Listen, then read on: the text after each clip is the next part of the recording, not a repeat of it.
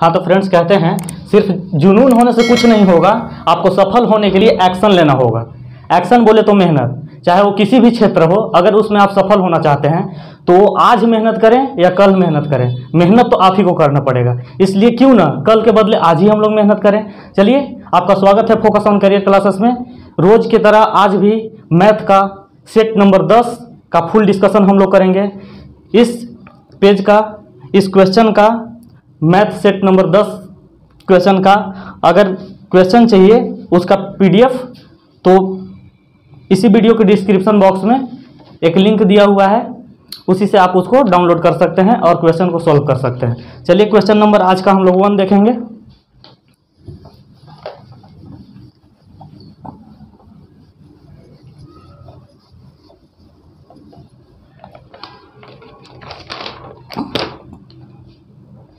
Math का question number 1 है, किसी फार्म में काम करने वाले कामगारों की संख्या 17% बढ़ा दी जाती है और प्रति व्यक्ति उनका वेतन 17% घटा दिया जाता है। ऐसा करने से यदि परिणामतः वेतन के लिए व्यय की जाने वाली राशि कुल राशि में X% की कमी आती है तो बताइए वो X का मान क्या होगा। ठीक है, चलिए देखते हैं। बोल रहा है कि कोई फार्म है, कोई फार्म में पहले से जितना आदमी था उसमें से क्या है 17% बढ़ा दिया गया है आदमी। तो मान लीजिए कि पहले की बात है और बाद की बात है। चलिए देखते हैं। मान लीजिए कि पहले जो व्यक्ति का संख्या था वो 100 था, लेकिन अब क्या कर दिया गया है, इसको बढ़ा करके 17% बढ़ा दिया गया है, तो यानी कितना हो जाएगा 117। और पहले जितना वेतन था उसको घटा करके 17% घटा दिया जाता है, यानी कि 17% अगर 100 से अगर 17% अगर घटा देंगे तो ये हमारा क्या हो जाएगा 83। यानी कि पहले हमको टोटल वेतन कितना दिया जाता था 10,000 दिया जाता था, 10,000 दिया था, और अब वेतन कितना दिया जाना पड़ रहा है तो हमारा 9711, यानी ये दोनों को मल्टीप्लाई कीजिएगा तो 9711।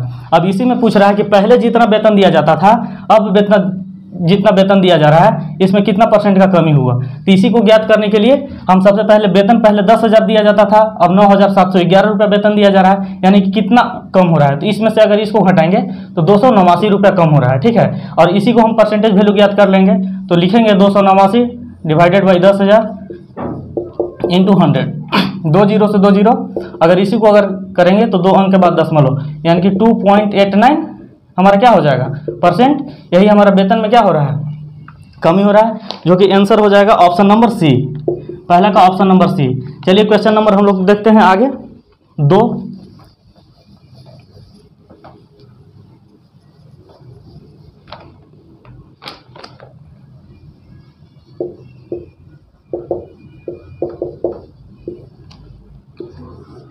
क्वेश्चन नंबर 2 बोल रहा है कि 10% और 20% की दो क्रमागत छूट के बाद एक वस्तु का विक्रय मूल्य 1980 है।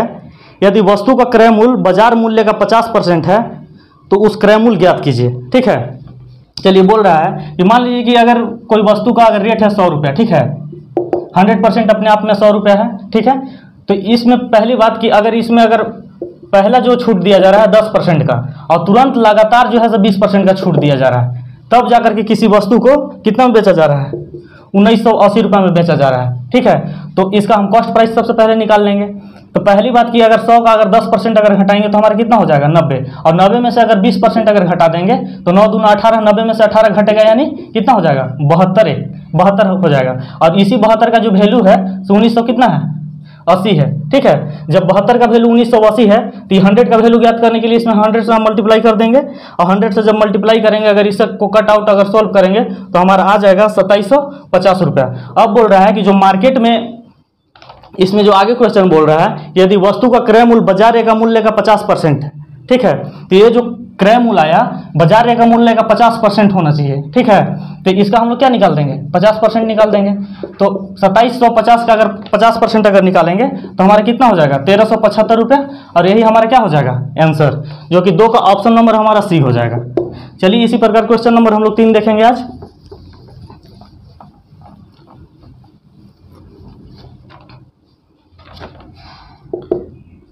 क्वेश्चन नंबर 3 बोल रहा है कि 189 लीटर दूध के मिश्रण में दूध और पानी का अनुपात 3:4 है। यदि यह अनुपात परिवर्तित होकर 3:5 हो जाता है तो उसमें बाद में मिलाए गए अतिरिक्त पानी का मात्रा ज्ञात कीजिए। ठीक है, चलिए देखते हैं। एक मिश्रण है, जो 189 लीटर, ठीक है। तो इसमें क्या बोला जा रहा है कि इसका जो मिश्रण का जो रेशियो दिया हुआ है दूध का और पानी का, ठीक है, ध्यान दीजिएगा, इसका जो मिश्रण का रेशियो दिया हुआ है 3:4 में है और बाद में हो जा रहा है 3:5, ठीक है। तो इसमें देखेंगे कि कुल मिश्रण में अगर 3:4 में अगर क्या दिया हुआ है, हमारा दिया हुआ है दूध और पानी का मिश्रण का ये रेशियो दिया हुआ है, तो कुल कितना है 4 और 3 7। अगर 7 से अगर डिवाइड करेंगे तो 1 यूनिट का हमारा क्या कितना वैल्यू आ जाएगा, 1 यूनिट का वैल्यू आ जाएगा हमारा 27 लीटर, ठीक है। यानी कि 1 यूनिट का हमारा 27 लीटर वैल्यू आ जाएगा। अब बोल रहा है कि बाद में जो रेशियो है 3:4 से हो जा रहा है 3:5 हो जा रहा है, यानी कि रेशियो में कितना यूनिट का बढ़ोतरी हो रहा है, ठीक है। तो हमारा दूध जैसे था वैसा का वैसा है और पानी का जो रेशियो है से हमारा 1 यूनिट का बढ़ोतरी हुआ है, 1 यूनिट का बढ़ोतरी हुआ है, ठीक है। यानी कि कितना पानी बढ़ा, तो 1 यूनिट का वैल्यू हमारा कितना है 27 लीटर। यही हमारा क्या हो जाएगा, यही हमारा आंसर हो जाएगा, जो कि 3 का ऑप्शन नंबर क्या हो जाएगा, डी। चलिए क्वेश्चन नंबर 4 देखेंगे। जितना भी आज क्वेश्चन हम लोग सॉल्व करेंगे टेक्निकल सॉल्व करेंगे, ठीक है। एग्जाम में इसी प्रकार से इतना बड़ा बड़ा क्वेश्चन को सॉल्व किया जा सकता है तुरंत, ठीक है। नहीं तो अगर फाइनल अगर आप इनिशियल वैल्यू से अगर फाइंड करते हैं क्वेश्चन को तो पता चलेगा कि बहुत ज़्यादा लेट हो गया। तो बेसिक्स हम पहले कराए हैं और हम चाह रहे हैं कि अब थोड़ा सा टेक्निकल तरीका से हम किसी भी क्वेश्चन को सॉल्व करेंगे। क्वेश्चन नंबर 4 है। क्वेश्चन नंबर 4 बोल रहा है कि भूमि पर एक बिंदु से एक मीनार की चोटी का उन्नयन कोण 30 डिग्री है और मीनार की ओर 30 मीटर बढ़ने के पश्चात मीनार की चोटी का उन्नयन कोण 60 डिग्री हो जाता है। तो मीनार की ऊंचाई ज्ञात कीजिए, ठीक है। एक मीनार है, ठीक है, इसका जो है से किसी भूमि का बिंदु से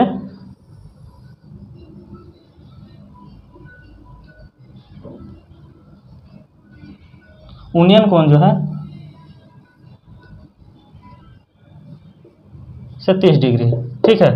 और इस बिंदु से अब कुछ दूर आगे बढ़ने के बाद इससे जो इसका उन्नयन कोण हो जा रहा है 60 डिग्री हो जा रहा है, ठीक है। 30 मीटर बढ़ने के बाद यहाँ से यहाँ तक कितना है 30 मीटर का, ठीक है। तो अब बोल रहा है कि इस मीनार का वैल्यू क्या हो जाएगा, ठीक है। इस मीनार को हम लोग x मान ले रहे हैं। चलिए इसको टेक्निकल तरीका से कैसे सोल्व कर सकते हैं, ध्यान दीजिएगा। अगर इस पूरा की अगर बात करें तो हमारा क्या हो जा रहा है लंब बटा आधार, और यहाँ पर ये पूरा त्रिभुज ABC और D हम लेकर के चलते हैं। तो त्रिभुज ABC में अगर देखते हैं तो पूरा हमारा इस पूरा त्रिभुज में अगर यहाँ पर उन्नयन कोण देख रहे हैं तो 30 डिग्री है, यानी कि लंब बटा आधार बराबर लिख सकते हैं कितना tan 30, और tan 30 का मान कितना होता है 1/√3। देखिएगा थोड़ा सा ध्यान से, यहाँ का जो रेशियो है 1/√3 है। अगर इस रेशियो को अगर दोनों टर्म में अगर कुछ से गुना करने पर इसमें तो कोई फर्क नहीं पड़ेगा। तो चलिए इसमें हम कुछ मल्टीप्लाई करते हैं, ठीक है। तो इसको मल्टीप्लाई क्यों कर रहे हैं आगे समझ में आएगा। चलिए इसमें हम √3 से मल्टीप्लाई कर देते हैं, तो हमारा यहाँ कितना हो जाएगा √3, ठीक है। तो यहाँ √3 हो जाएगा, तो ऊपर में √3 मान ले रहे हैं, और यहाँ अगर √3 से मल्टीप्लाई करेंगे तो यहाँ हमारा क्या हो जाएगा 3 हो जाएगा, ठीक है। अब चलिए ध्यान दीजिएगा। अब चलिए त्रिभुज ABD में अगर चलते हैं तो यहाँ उन्नयन कोण 60 डिग्री है, ठीक है। अब उन्नयन कोण 60 डिग्री है तो इसका लंब बटा आधार का जो अनुपात होता है तो √3/1 होता है। यानी देख लीजिए अगर यहाँ पर पहले 1 रहता तो हम √3 को हमारा ऊपर नीचे √3 से गुना करना पड़ता, ठीक है। इसीलिए हम ऑलरेडी पहले ही √3 से हम यहाँ पे गुना कर लिए हैं। तो अब यहाँ √3/1 होता है कितना tan 60 का मान होता है, इसलिए √3 और 1 रख लिए हैं, ठीक है, जो कि हमारे यहाँ से काफ़ी आसान हो जाता है, ठीक है। इस टाइप से क्वेश्चन बनाने में सिर्फ यहीं पे थोड़ा सा दिक्कत होता है, बाकी आगे चल के क्वेश्चन एकदम तुरंत आसान हो जाता है। जब बताइए कि जब यहाँ से लेकर के यहाँ तक अगर 1 है, ठीक है, तो बताइए कि यहाँ से यहाँ तक 3 है, तो अब बताइए कि यहाँ से यहाँ तक कितना हो जाएगा 2 हो जाएगा। और बताइए कि यही हमारा 2 का वैल्यू कितना दिया हुआ है 30 दिया हुआ है, तो यही हमको ज्ञात करना है यहाँ से यहाँ तक। तो यहाँ से यहाँ तक कितना है √3। तो अब बताइए कि 2 बराबर कितना है 30, ठीक है। तो 1 बराबर कितना हो जाएगा 30/2 यानी कि 15। तो √3 बराबर क्या हो जाएगा, तो √3 बराबर 15, √3 यही हमारा क्या हो जाएगा √3 बोले तो यानी x बराबर हमारा क्या हो जाएगा 15√3, यही हमारा आंसर हो जाएगा, ठीक है।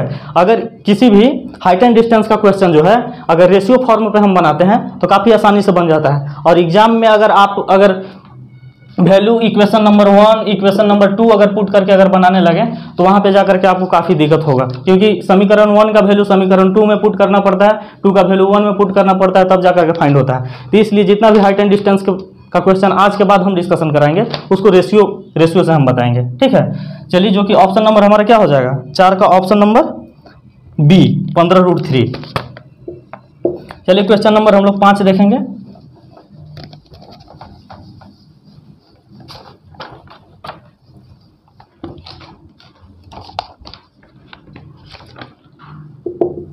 क्वेश्चन नंबर 5 बोल रहा है यदि sine A is to cos A is equal to 4:7 है, ठीक है। तो फाइंड करना है 7 sine A minus 3 cos A divided by 7 sine A plus 2 cos A, इसी का वैल्यू ज्ञात करना है। अब देखिए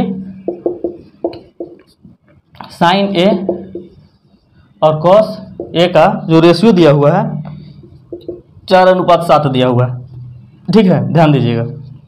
तो हमको जो फाइंड करना है 7 sine A minus 3 cos A divided by 7 sine A plus 2 cos A, यही फाइंड करना है, ठीक है। तो जब रेशियो हमको पता है तो इसको हम वैल्यू मान लेते हैं, ठीक है। तो साइन ए की जगह पर कितना रखेंगे, 4 रखेंगे, तो 7 × 4 माइनस 3, कॉस की जगह पर कितना रखेंगे 7। चलिए यहाँ कितना रखेंगे, आगे चलेंगे तो हमारा क्या हो जाएगा, यहाँ है तो 7 साइन ए की जगह पर क्या हो जाएगा, साइन की जगह पर क्या हो जाएगा, साइन की जगह पर 4 लिखेंगे, और यहाँ पे प्लस का वैल्यू है 2, कॉस का वैल्यू क्या है 7, ठीक है। चलिए आगे हम लोग सॉल्व करेंगे तो क्या हो जाएगा 27, 7 चौक 28 ना, 28 माइनस 21, और यहाँ कितना हो जाएगा 7 चौक 28 और प्लस 14, ठीक है।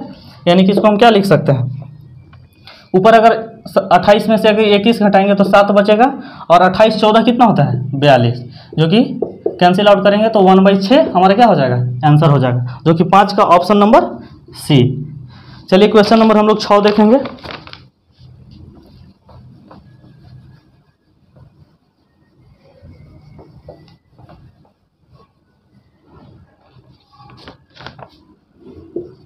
क्वेश्चन नंबर 6 बोल रहा है कि एक बक्सा में रखे 93 नोटबुक्स का औसत वजन 9.3 kg है, ठीक है।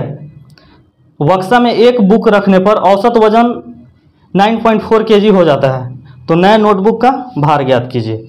चलिए ठीक है, देखिएगा 93 नोटबुक का जो एवरेज जो दिया हुआ है, एवरेज जो दिया हुआ है कितना दिया हुआ है हमारा 9.3, और एक वस्तु इनमें ऐड हो रहा है यानी कि 94 का एवरेज कितना दिया हुआ है 9.4 kg दिया हुआ है।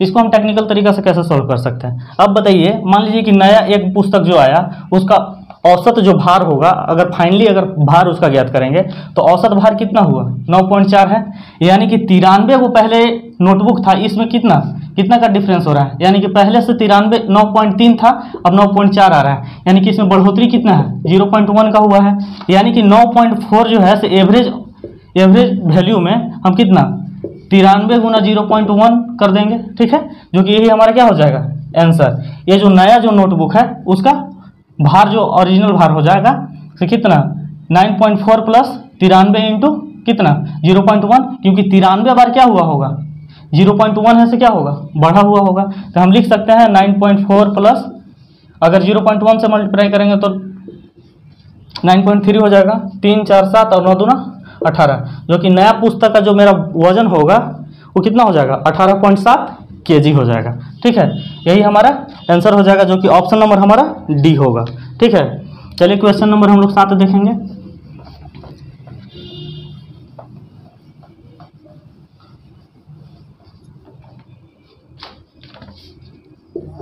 क्वेश्चन नंबर 7 बोल रहा है एक आकृति दिया हुआ है, चलिए देखते हैं।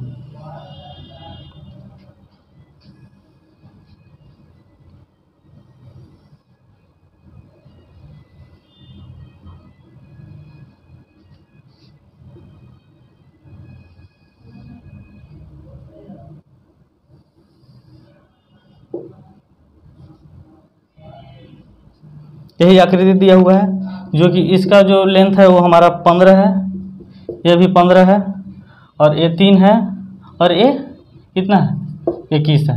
अब इसी आकृति का हमको क्या एरिया फाइंड करना है, इसका एरिया ज्ञात करना है, एरिया बराबर व्हाट। तो अब देखिए हम कर सकते हैं, क्या कर सकते हैं, देखिएगा ध्यान दे करके, ये हमारा एंगल 90 है, ये भी हमारा एंगल 90 है, ठीक है। तो यहाँ से अगर एक डॉट अगर एक लाइन अगर खींचते हैं तो ये भी मेरा क्या हो जाएगा, समकोण त्रिभुज हो जाएगा, और ये भी क्या हो जाएगा, हमारा समकोण त्रिभुज हो जाएगा, राइट एंगल ट्रायंगल हो जाएगा। तो राइट एंगल ट्रायंगल का हमारा जो एरिया जो होता है तो 1/2 इंटू बैस गुना हाइट होता है, यानी कि लंब गुना आधार होता है। तो लंब यहाँ कितना है 15, आधार 15। अगर इसका भी अगर बोले तो 1/2 इंटू 21 इंटू 3, इसको क्या लिख सकते हैं, 15 कितना होता है 225/2 प्लस 21 63/2, और इसी को अगर हम फाइनल ऐड करते हैं तो हमारा क्या हो जाएगा 288/2, जो कि इसको अगर कैंसिल आउट करेंगे तो हमारा 144, यही हमारा क्या हो जाएगा आंसर, जो कि 7 का ऑप्शन नंबर बी। चलिए क्वेश्चन नंबर 8 हम लोग देखते हैं।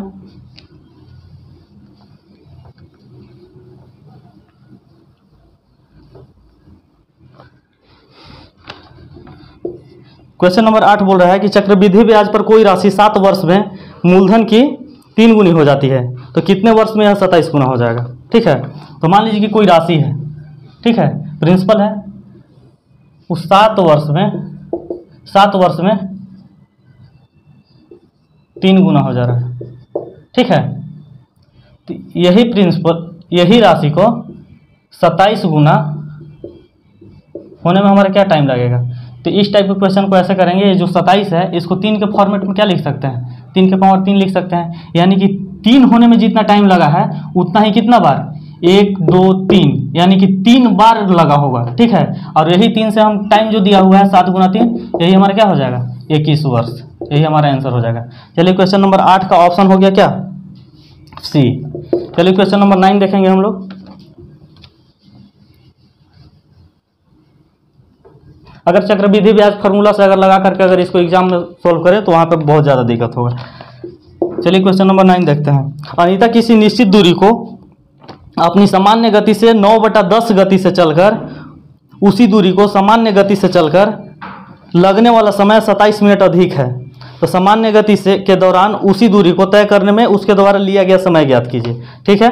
कोई अनीता नाम की लड़की है, ये कहीं जाती है, ठीक है।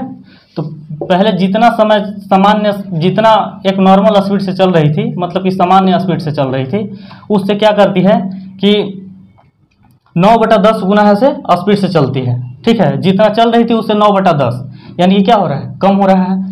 तो बाद में कितना चलती है, बाद की बात बोले तो जितना अभी चल रही थी उससे 9/10 के स्पीड से चलने लगी, ठीक है।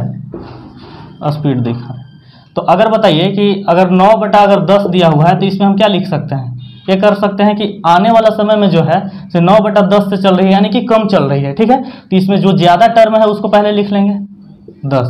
अगर आप इसको देखें कि अगर सामान्य गति अगर 10 किलोमीटर पर घंटा रहा होगा तो बाद में वो जो चल रही है से कितना 9/10 से, यानी कि 9/10 करेंगे तो 10 से 10 कैंसिल आउट हो जाएगा, यानी 9 हमारा हो जाएगा, यानी वेरीफाई हो रहा है। तो हम ये कह सकते हैं कि पहले 10 किलोमीटर पर घंटा के स्पीड से चल रही थी, तो बाद में अब क्या चलने लगी 9 किलोमीटर पर घंटा के स्पीड से चलने लगी, ठीक है। तो अब टाइम की बात बोल रहा है, तो चूंकि हम बताए थे आपको कि time is universal proportional to क्या होता है स्पीड होता है, यानी कि कितना, अगर यहाँ 9 हो जाएगा तो फिर ये मेरा क्या हो जाएगा 10 हो जाएगा।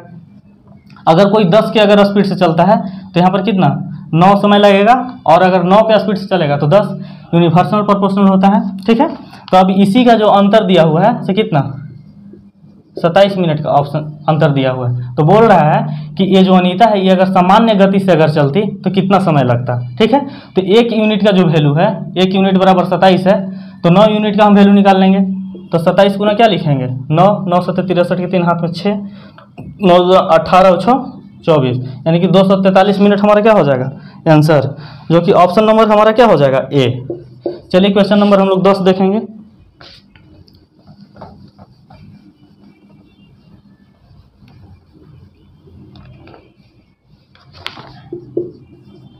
क्वेश्चन नंबर 10 देखेंगे। एक बल्ब उत्पाद कंपनी ने पाया कि उसके कुल उत्पाद का 19% भाग जो है से खराब निकल जा रहा है। यदि सही उत्पाद की संख्या 2187 है तो खराब उत्पादों की क्या हो संख्या ज्ञात करने के लिए बोल रहा है। एक कोई कंपनी है, ये अपना इसका कोई फैक्ट्री है, इसमें है से क्या करता है, बल्ब बनाता है ये कंपनी, ठीक है। तो कंपनी का कहना है कि हम जितना भी बल्ब बना रहे हैं ना, उसमें से हमारा क्या है 19% जो बल्ब है से खराब हो जा रहा है, ठीक है। तो उसके द्वारा सही जो बल्ब बनाया गया है उसका संख्या दिया हुआ है हमारे पास 2187 दिया हुआ है। तो अब बताइए कि कंपनी जब 19% जो बनाया गया बल्ब है से खराब हो गया, यानी कि खराब हो गया तो सही बल्ब कितना परसेंट बनाया होगा। तो अगर सही बल्ब की बात करें तो 81% बनाया होगा, ठीक है। और वही 81% का वैल्यू क्या दिया हुआ है 2187। तो हम फाइंड नहीं कर लेंगे 19% बराबर क्या हो जाएगा। तो इसको हम लिख देंगे 81 से इसमें डिवाइड देंगे और इसमें हम क्या कर देंगे 19 से मल्टीप्लाई कर देंगे, ठीक है।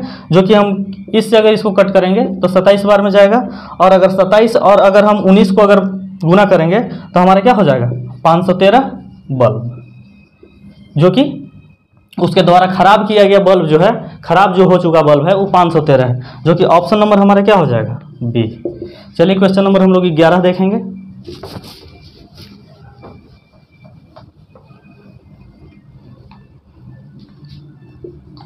क्वेश्चन नंबर 11 बोल रहा है, एक सिंप्लीफिकेशन का क्वेश्चन है, इसको बनाएंगे। 166 माइनस 8 का स्क्वायर माइनस 7 का square plus root under 72 minus 64 ये कॉस्ट में है, ठीक है।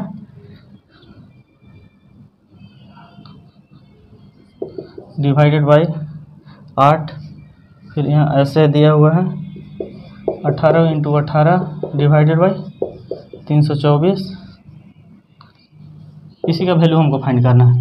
चलिए इसको हम स्टेप बाय स्टेप देखते हैं सॉल्व करके। अगर इसको 18 गुना 18 करेंगे, कोष्टक है, तो 300 क्या हो जाएगा 24 हो जाएगा, और 324 से 324 कितना बार में कटेगा एक बार में, यानी कि यहाँ से यहाँ तक हमारा क्या हो गया वैल्यू 1 हो गया। अब अगर सबसे पहले बोर्ड मास में हम बताए थे कि अगर माइनस और अगर डिवाइड का अगर बात आए तो सबसे पहले हमको डिवाइड करना है। तो अगर 8 से अगर इसको काटेंगे तो कितना हो जाएगा 8 8 64, तो इसको हम क्या करेंगे 72 में से हम क्या कर देंगे 8 घटा देंगे। अगर 72 में से अगर 8 घटाएंगे तो यहाँ हमारा रूट अंडर में क्या बच जाएगा 72 में से 8 यानी 64, और 64 को अगर रूट से अगर बाहर निकालेंगे तो हमारा क्या बचेगा 8 बचेगा, यानी कि यहाँ टर्म है 8 का स्क्वायर माइनस 7 का स्क्वायर प्लस 8, और यहाँ है 166 माइनस ये चीज़ दिया हुआ, ठीक है। तो चलिए देखिएगा 166 माइनस अगर इसका अगर करें तो 8 28 64 माइनस 49 प्लस 8, 64 में से अगर 49 घटाएंगे तो 15 हो जाएगा, और 15 में हम अगर 8 जोड़ देंगे तो क्या हो जाएगा 23 हो जाएगा, जो कि 166 में से अगर 23 अगर घटाएंगे तो हमारा क्या हो जाएगा 143, जो कि हमारा यही क्या हो जाएगा आंसर 11 नंबर का ऑप्शन नंबर डी हो जाएगा। चलिए क्वेश्चन नंबर हम लोग 12 देखते हैं।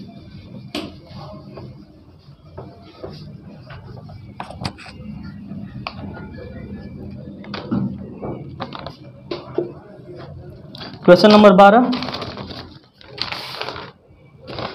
12 बोल रहा है कि 8400 रुपये का 11% वार्षिक दर से साधारण ब्याज की दर निवेश किए गए हैं।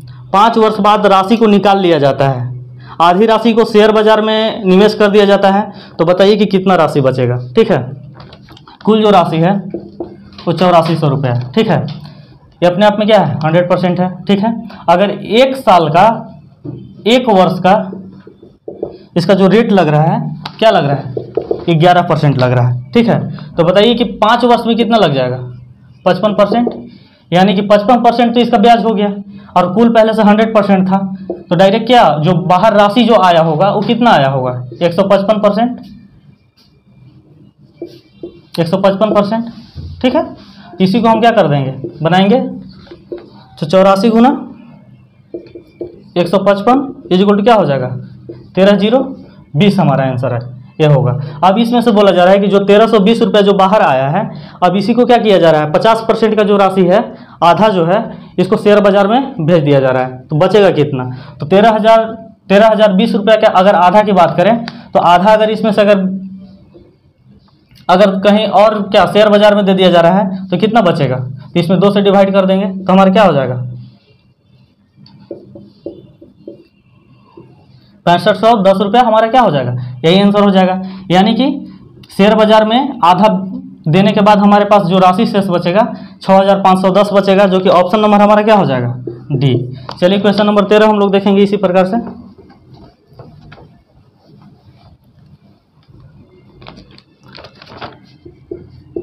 क्वेश्चन नंबर 13 बोल रहा है कि अनिल फ्रेंच में 120 में से 76, अंग्रेजी में 130 से 92 और स्पेनिश में 70 में से 34 अंक और जापानीज में 80 में से अगर 38 अंक प्राप्त करता है तो उसके द्वारा प्राप्त अंकों का कुल प्रतिशत ज्ञात कीजिए। ठीक है, तो चलिए कुल प्रतिशत ज्ञात करते हैं। बोल रहा है तो प्रतिशत बराबर जान रहे होंगे कि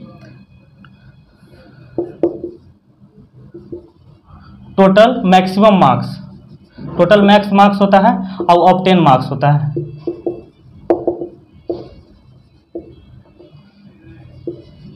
इनटू क्या होता है 100। तो आप देखेंगे कि उसके द्वारा प्राप्त किया गया नंबर कितना है और टोटल नंबर कितना है। तो अगर प्राप्त किया गया नंबर क्या है 120 में कितना है 76 और फिर दूसर का जो है से कितना है 130 में 92, तीसर का जो है कि 34 नंबर प्राप्त करता है 70 में। ठीक है, चौथा जो है से 38 नंबर फाइंड करता है 80 में। ठीक है, तो अब बताइए कि ऊपर में उसके द्वारा प्राप्त किया गया नंबर कितना है, ये सबको अगर जोड़ते हैं हम तो हमारा 240 आएगा। ठीक है, और अगर नीचे अगर सबको जोड़ते हैं तो 8 7 15 150 और इधर 250, हमारा 400 हो जाएगा। अब इसी को हम परसेंटेज ज्ञात कर लेंगे, 2 0 से 2 0, 4 6 24, यानी कि 6 पर 1 0 हो जाएगा। यानी कि 60% क्या है वो नंबर है से प्राप्त करता है। चलिए क्वेश्चन नंबर 13 का ऑप्शन नंबर हमारा क्या हो जाएगा, बी। चलिए क्वेश्चन नंबर 14 हम लोग देखेंगे।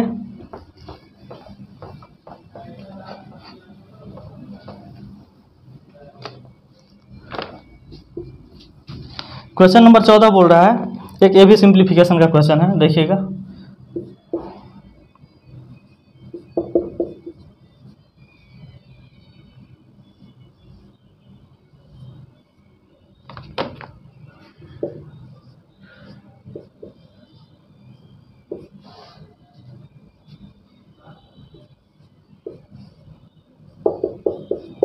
इसी का वैल्यू हमको फाइंड करना है। ठीक है, चलिए इसको ज्ञात करते हैं हम लोग। क्या करते हैं, इसमें अगर ज्ञात करेंगे तो इसका वैल्यू क्या हो जाएगा 12। अब 12 में अगर 4 से भाग देंगे तो क्या हो जाएगा 3।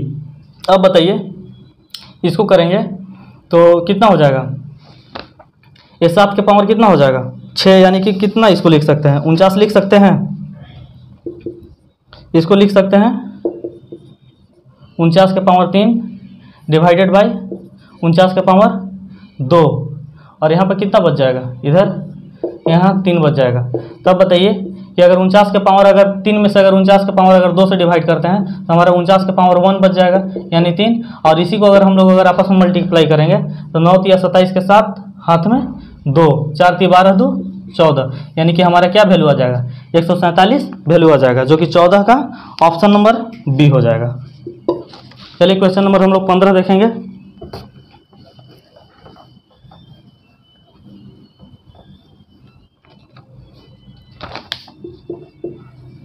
क्वेश्चन नंबर 15 बोल रहा है कि किसी राशि को अंकित, बाबू, क्रिस्टो और डेविड के बीच में 5:4:3:2 के अनुपात में विभाजित किया जाता है। ठीक है, यदि क्रिस्टो को डेविड से 117 रुपये अधिक प्राप्त होता है तो बाबू को कितना प्राप्त होगा। ठीक है, चलिए इसको हम लिख देते हैं, अंकित को ए से डोनेट करते हैं, बाबू को बी से कर देते हैं और क्रिस्टो को सी से और डेविड को डी से कर देते हैं। इसी का जो रेशियो दिया हुआ है 5:4:3:2 दिया हुआ है।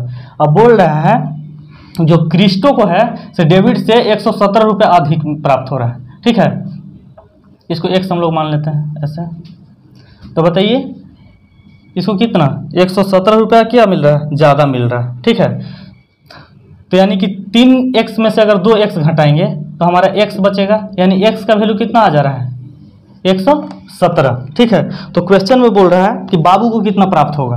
तो बाबू को क्या है 4x है, तो 4 इंटू क्या लिख देंगे 117 लिख देंगे, जो कि कितना हो जाएगा 7 चौका 28 के 8, हाथ में 2, 4 इकाई 4 2 6 और 4 इकाई 4, यानी कि 468 रुपये हमारा क्या हो जाएगा आंसर, जो कि ऑप्शन नंबर हमारा ए हो जाएगा। 15 का ऑप्शन ए हो जाएगा। चलिए क्वेश्चन नंबर 16 देखते हैं।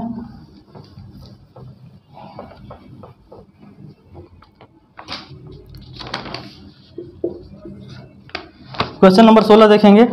विमल ने 5000 का ऋण कमल को 2 वर्ष के लिए और सुमन को 3000 ऋण 4 वर्ष के लिए साधारण ब्याज पर एक ही ब्याज दर पर उधार दिया।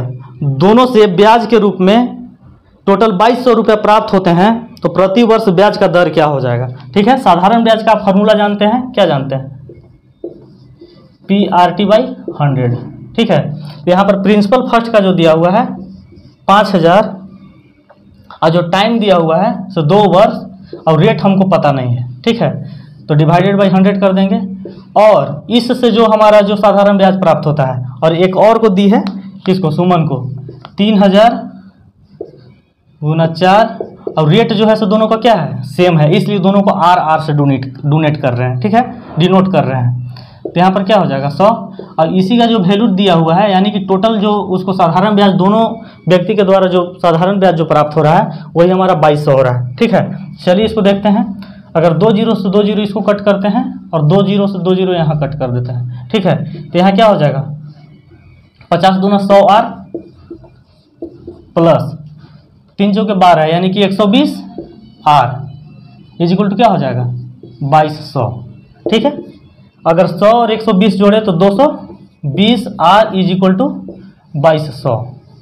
ठीक है, अगर इसी को 220 से 220 अगर कटेंगे इसको तो हमारा 10 बार में, यानी कि R का जो वैल्यू हुआ हमारा 10%, यही आंसर हो जाएगा, जो कि 16 का ऑप्शन नंबर हमारा बी हो जाएगा।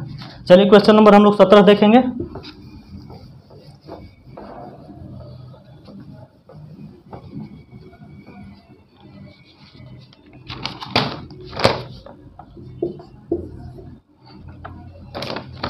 क्वेश्चन नंबर 17 है कि 3 संख्याओं का योग 243 है। यदि पहली संख्या और दूसरी संख्या का अनुपात 2:3 है और दूसरी और तीसरी संख्या का अनुपात 3:4 है, तो दूसरी संख्या ज्ञात कीजिए। देखिएगा, पहली संख्या A/B और B/C, इसका जो रेशियो दिया हुआ है तो 2:3 और 3:4 दिया हुआ है, यानी कि A/B/C का जो अनुपात हो जाएगा ये दोनों मैच कर रहा है, तो लिख सकते हैं 2:3:4 और टोटल जो पैसा है वो 243 है। 243 है। तो अब इसमें बोल रहा है तो दूसरी संख्या क्या है, इसी को ज्ञात करने के लिए बोल रहा है। तो अब बताइए कि टोटल योग कितना हो जाएगा 3 2 5 4 9, यानी 9 का वैल्यू इतना है तो हमारा 3 का वैल्यू ज्ञात करना है, तो 3 से कर लेंगे। ठीक है, इसी को अगर हम लोग करेंगे तो इससे 9 से ही कितना बार में 27 बार में, और 27 गुना 3 करेंगे तो हमारा क्या हो जाएगा 81 आंसर हो जाएगा, यानी बी का जो हिस्सा होगा वो 81 रुपया होगा। ठीक है, जो कि 17 का ऑप्शन नंबर हमारा क्या हो जाएगा बी। चलिए क्वेश्चन नंबर हम लोग 18 देखते हैं।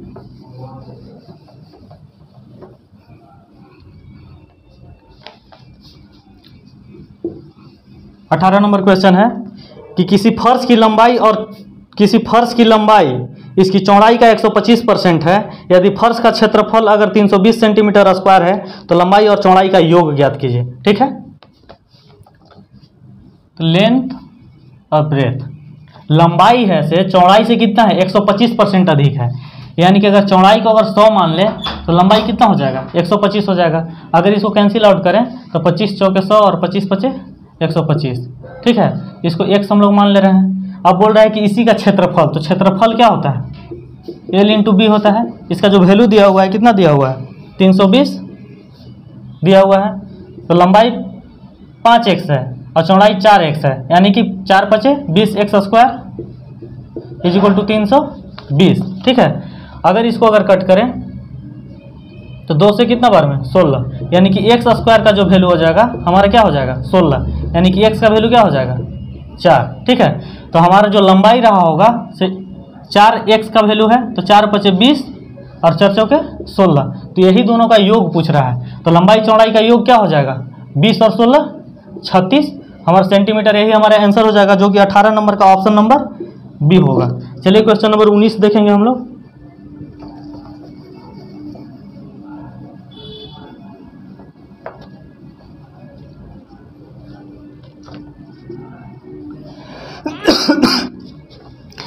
एक गिफ्ट बॉक्स में 10 चूड़ी है। पहली 4 का औसत भार 74 ग्राम है और बाकी 6 चूड़ी का औसत भार है से 75 ग्राम है। तो सभी चूड़ी का कुल औसत भार क्या होगा, ठीक है।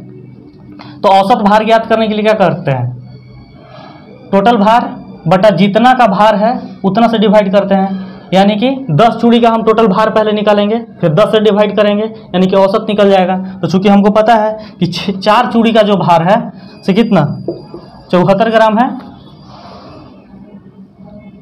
प्लस 6 चूड़ी का जो औसत भार है से कितना है 75 ग्राम है। इसी को अगर 10 से डिवाइड कर दें तो हमारा निकल जाएगा, ठीक है। तो चलिए इसको अगर मल्टीप्लाई करेंगे तो 4 × 4 = 16, हाथ में 1, 7 × 4 = 28, 7 × 4 = 28 और 1 = 29, प्लस 6 × 5 = 30 के 0, हाथ में 3, 7 × 6 = 42 और 3 = 45 बटा 10। अगर इसी को ऐड करते हैं हम तो कितना हो जाएगा 746 डिवाइडेड बाई 10, क्योंकि इसको कैंसिल आउट करेंगे तो 74.6 ग्राम हमारा क्या हो जाएगा 10 चूड़ी का औसत हो जाएगा, जो कि ऑप्शन नंबर हमारा क्या हो जाएगा 19 का ऑप्शन नंबर बी हो जाएगा। चलिए क्वेश्चन नंबर हम लोग आज का लास्ट क्वेश्चन देखते हैं 20 नंबर। 20 नंबर क्वेश्चन बोल रहा है कि यदि x का वैल्यू